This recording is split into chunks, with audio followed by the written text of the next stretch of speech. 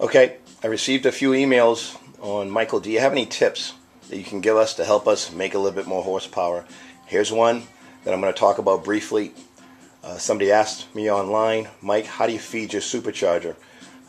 I can tell you some of the things we used to do. We used to run a long filter such as this one here you see here with the same tubing that you get from ProCharger. Inside this tubing has ridges or ribs.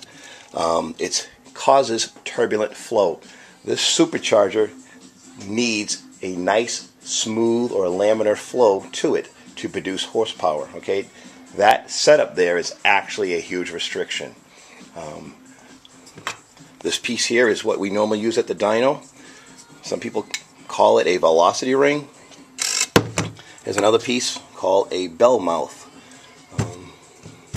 They both work extremely well. Something like this is worth about 60 to the tire over something like this. I'm talking 60 rear wheel horsepower to the tire. What do we use for the street? Well, obviously we use a filter.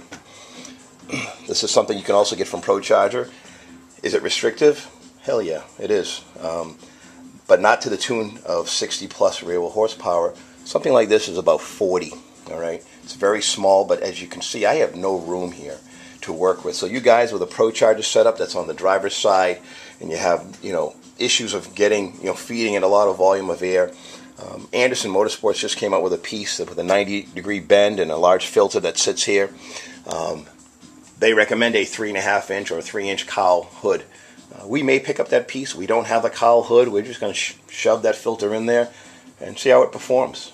Again, remember, yes, the air down here in this engine compartment is warm, but as you're driving, it's not as warm.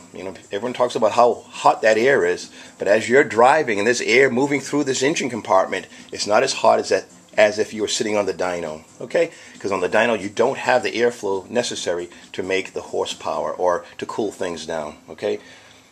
So that's what we do for the street. We run a filter, and when we're at the dyno, you can take your restrictive inlet off.